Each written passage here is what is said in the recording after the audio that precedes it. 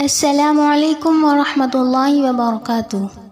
آج میں آپ کے سامنے ایسی حدیث بیان کرنے جا رہی ہوں جو ہمیں اللہ کی رحمت اور اس کی قدرت کے بارے میں بتاتی ہے۔ یہ حدیث جہنم سے سب سے آخر میں نکلنے والے شخص کے بارے میں ہے، اور یہ ہمیں یہ احساس دلاتی ہے کہ اللہ کی رحمت کتنی وسیع ہے اور ہمیں کبھی بھی اس کی رحمت سے مایوس نہیں ہونا چاہیے۔ بسم اللہ الرحمن الرحیم۔ حضرت ابو سعید خدری رضی اللہ عنہ سے روایت ہے کہ رسول اللہ صلی اللہ علیہ وسلم نے ارشاد فرمایا، جو آدمی سب سے آخر میں جنت میں داخل ہوگا وہ گرتا پڑتا اور گھسیٹتا ہوا دوزخ سے اس حال میں نکلے گا کہ دوزخ کی آگ اسے جلا رہی ہوگی۔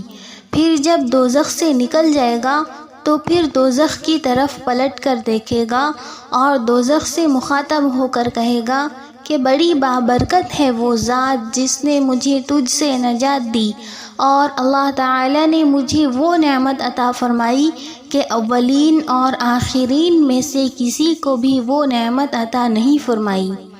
پھر اس کے لیے ایک درخت بلند کیا جائے گا، وہ آدمی کہے گا، اے میرے پروردگار، مجھے اس درخت کے قریب کر دیجئے تاکہ میں اس کے سائے کو حاصل کر سکوں اور اس کے پھلوں سے پانی پیوں۔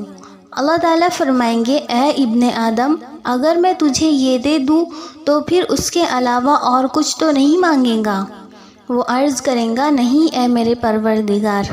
اللہ تعالیٰ اس سے اس کے علاوہ اور نہ مانگنے کا وعدہ فرمائیں گے، اور اللہ تعالیٰ اس کا عذر قبول فرمائیں گے، کیونکہ وہ جنت کی ایسی نعمتیں دیکھ چکا ہوگا کہ جس پر اسے صبر نہ ہوگا۔ اللہ تعالیٰ اسے اس درخت کے قریب کر دیں گے، وہ اس کے سائے میں آرام کرے گا اور اس کے پھلوں سے پانی پیے گا۔ پھر اس کے لیے ایک اور درخت ظاہر کیا جائے گا جو پہلے درخت سے کہیں زیادہ خوبصورت ہوگا۔ وہ آدمی عرض کرے گا، اے میرے پروردگار، مجھے اس درخت کے قریب فرما دیجئے تاکہ میں اس کا سایہ حاصل کر سکوں اور اس کا پانی پیوں، اور اس کے بعد اور کوئی سوال نہیں کروں گا۔ اللہ تعالیٰ فرمائیں گے، اے ابن آدم، کیا تو نے مجھ سے یہ وعدہ نہیں کیا تھا کہ تو مجھ سے اور کوئی سوال نہیں کریں گا؟ اور اب اگر تجھے اس درخت کے قریب پہنچا دیا تو پھر تو اور سوال کریں گا۔ اللہ تعالیٰ پھر اس سے اس بات کا وعدہ لیں گے کہ وہ اور کوئی سوال نہیں کرے، تاہم اللہ تعالیٰ کے علم میں وہ معذور ہوگا، کیونکہ وہ ایسی نعمتیں دیکھے گا کہ جس پر وہ صبر نہ کر سکے گا۔ پھر اللہ تعالیٰ اس کو اس درخت کے قریب کر دیں گے، وہ اس کے سائے میں آرام کرے گا اور اس کا پانی پیے گا۔ پھر اسے جنت کے دروازے پر ایک درخت دکھایا جائے گا جو پہلے دونوں درختوں سے کہیں زیادہ خوبصورت ہوگا۔ وہ آدمی کہے گا، اے میرے رب، مجھے اس درخت کے قریب فرما دیجئے تاکہ میں اس کے سائے میں آرام کروں اور اس کا پانی پیوں، اور اس کے علاوہ اور کوئی سوال نہیں کروں گا۔ پھر اللہ تعالیٰ اس آدمی سے فرمائیں گے، اے ابن آدم، کیا تو نے مجھ سے یہ وعدہ نہیں کیا تھا کہ تو اس کے بعد اور کوئی سوال نہیں کریں گا؟ وہ عرض کریں گا، ہاں اے میرے پروردگار، اب میں اس کے بعد اس کے علاوہ اور کوئی سوال نہیں کروں گا۔